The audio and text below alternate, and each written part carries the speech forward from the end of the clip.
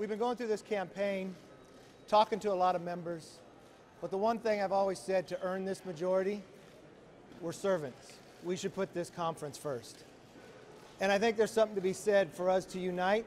We probably need a fresh face.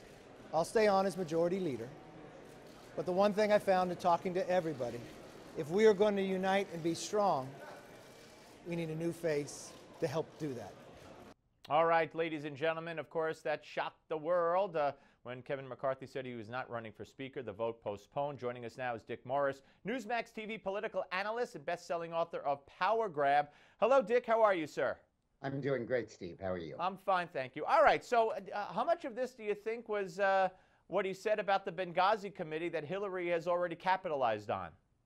I think a lot of it was that. I think the other was that it's clear that he is not going to unite the Republican Party.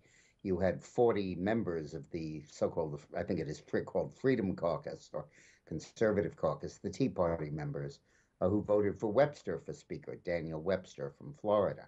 And the problem that the Republicans face now is that while a guy like McCarthy can win a majority of their caucus, that majority in the caucus does not translate to a majority on the floor where the Speaker is elected, with the Democrats and Republicans meeting together. Because if 25 or so Republicans refuse to vote for the candidate endorsed by the caucus, then nobody has a majority. The Democrats vote for Pelosi, the Republicans vote for Mr. X, and the conservatives vote for Webster. So it's and that gave the conservatives real bargaining leverage. So I think McCarthy did the right thing, first thing he's done in a while that I've approved of, and we'll see where it takes us. Do you think it takes us to a Speaker Boehner remaining on much longer than anticipated? I don't think so, or at least I hope not.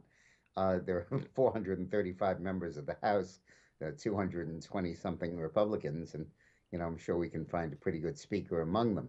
I think that the important point to realize is that you either need a two-man team of Speaker and Majority Leader, one for the conservatives and one for the establishment, that jointly can have the confidence of the caucus, or you need a fresh face that can handle both. I had earlier endorsed Jason Chaffetz for Speaker, and I think he is someone who could speak to both factions of the party. But you can't exist in a situation where your majority is contingent on the support of 40 or 50 conservatives who are being used to keep in power a leadership they don't approve of. True, very true. It just doesn't work.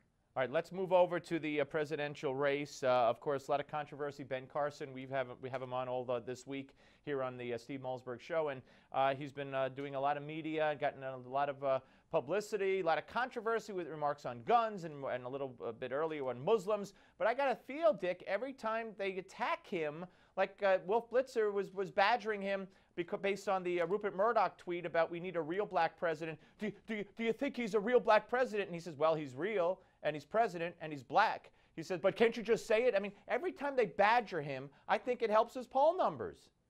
Yeah, I think that sort of attack does, the Muslim thing and all of that. But I was shocked the other day when he went on, I forgot what program, and they pressed him about, would you vote to raise the debt limit? And he kept saying, no, we have to cut government spending. And they said, no, I mean the debt limit, not the budget. And he said, no, we have to respect those targets and stay within them.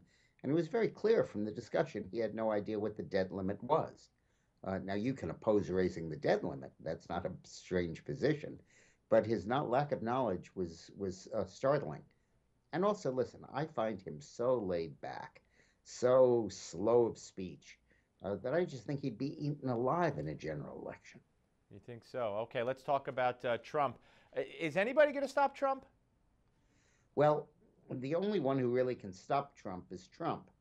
And one possibility is that he steps on a landmine, but I think he's too smart for that. I think that when Trump uses that wonderfully acerbic tongue of his to criticize illegal immigration and overspending by the government and opposition to Keystone and all of those very good causes, then I think he's terrific. But he has to rein it back when it comes to criticizing other people, because then you just come across as sort of nasty. Right. And I think that there's that balancing thing with Trump. But I think he'll get it right. He's pretty smart.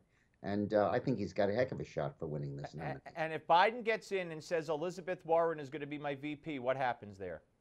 Whether Warren or not, I think if Biden gets in, he's going to be the Democratic candidate. I think that Sanders is scaring the hell out of the Democrats, and they're going to force Biden to run because they don't want to have Sanders. And I think that if there's a three-way primary, Biden will finish first, Sanders will finish second, and Hillary will finish third. So you see, basically, we got 10 seconds less. You see a Trump-Biden race if he gets in? No, I'm not prepared to predict Trump. Okay. But I would predict Biden. Okay. Got to go, Dick. Thank you very much. Coming up, more of the show. Don't go away.